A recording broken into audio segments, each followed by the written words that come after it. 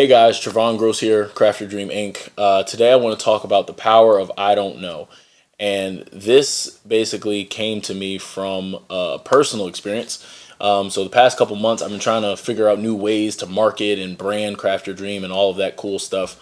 And it stemmed from me just having to admit to myself the fact that I really don't know what what marketing really means and what really comes with branding and all that type of stuff. I know on a very broad sense, it requires consistency. It requires, posting a lot and all that type of stuff. But I also do know that there's a lot more to it that I just simply don't know.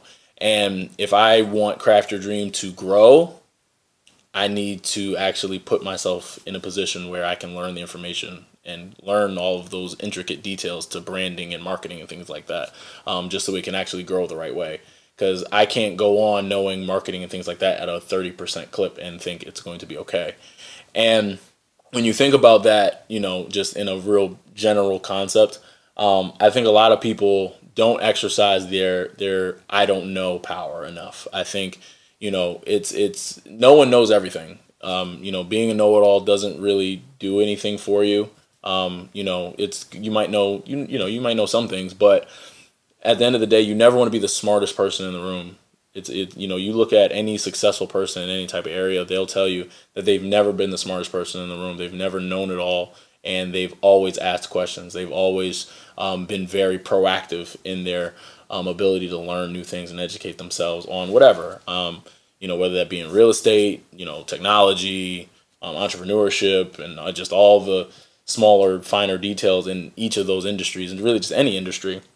But understand that, when you're able to really understand and know what you don't know, you're able to find like your real limits, and you're able to really find, real areas of improvement for yourself. And when you actually are able to identify those real areas of improvement for yourself, you then give yourself an actual, you put yourself in position to really know what to work on specifically, right? Because if I don't know that I'm not good at marketing or I don't know marketing, then I won't know what questions to ask. I won't know what information, I won't know what people to go to. So that way I can actually get better. And if I don't get better at marketing, then Craft Your Dream doesn't grow. And that same thing applies to, whatever is personal to you. So I encourage you to really just be honest with yourself. Be very honest with yourself with what you know and what you don't. And, if you know something at a 60% clip, there's a whole nother 40% that you don't know about that you should put effort towards learning. And that is, the second part. It's one thing to admit that you don't know something, right? It's a good thing. Definitely admit if you don't know something to yourself. But there's a level of action and initiative that you have to take after you admit that you don't know something, because you still have to go get the information. And in today's information age, there are millions of resources to learn new things. You're here watching this YouTube video. I hope that you're getting great information from this, but there's other people on YouTube. There are other videos on YouTube that you can watch, to gain information on a bunch of different areas, whether that be production, real estate, entrepreneurship, technology, do-it-yourself crafts. There's millions of videos and things like that are free that you can really watch, and there's so much information you can learn in a 10-minute video, a 15-minute video, or even, just a 20-minute video, whatever it is. But you have YouTube, there's different podcasts out there. There are, a bunch of resources. Another resource that I think is somewhat becoming a lost art, but even if you look at a lot of successful people, they read. Reading is a great way to learn new things and educate yourself. I know I personally,